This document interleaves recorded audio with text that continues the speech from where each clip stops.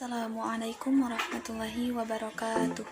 Perkenalkan, nama saya Syifa Fauzia dari Fakultas Tarbiyah Prodi PAI 3C dengan NIM 200300379. Di sini saya akan menyelesaikan salah satu tugas UTS Filsafat Pendidikan Islam dengan tema Guru dan Tantangan Pendidikan Islam di Era Disrupsi 5.0 dengan dosen pengampu Dede Darisman SPDI MPDI.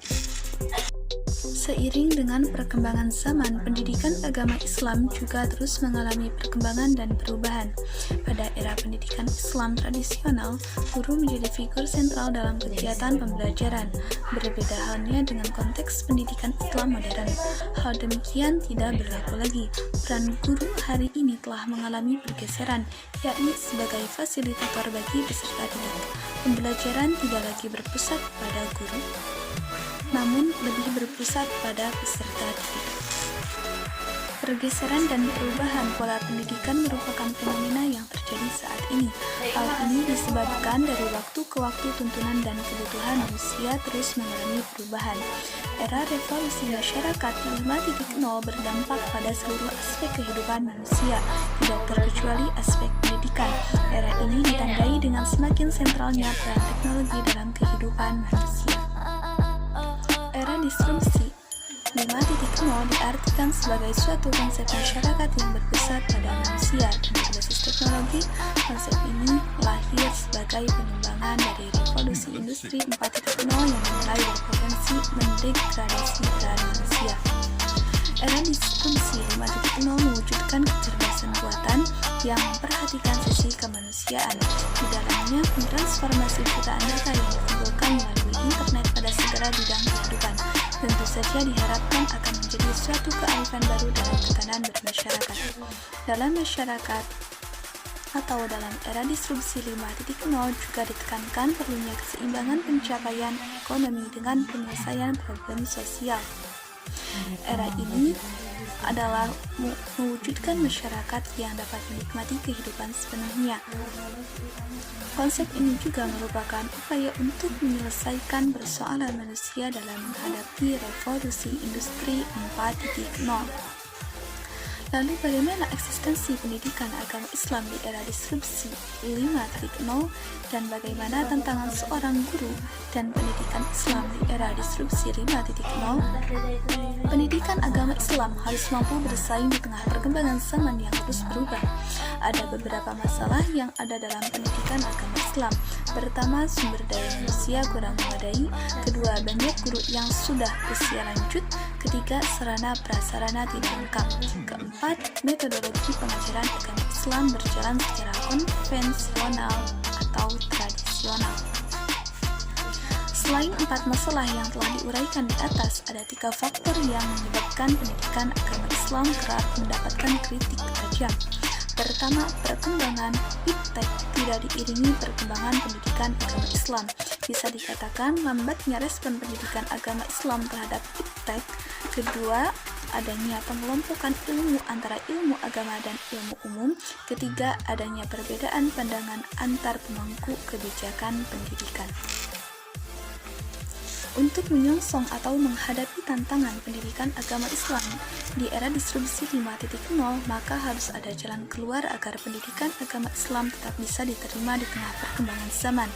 Jika tidak, akan sulit mewujudkan pendidikan agama Islam yang kontekstual terhadap zaman. Oleh sebab itu, sebagaimana dijelaskan di atas, perlu adanya perubahan dan pembaruan terhadap segenap aspek dalam pendidikan agama Islam. Setidaknya ada 3 langkah yang harus dilakukan pendidikan agama Islam di era disrupsi 5.0.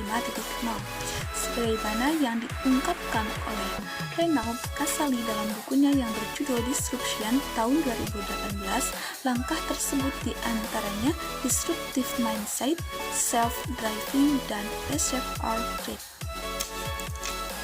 Yang pertama, disruptive mindset.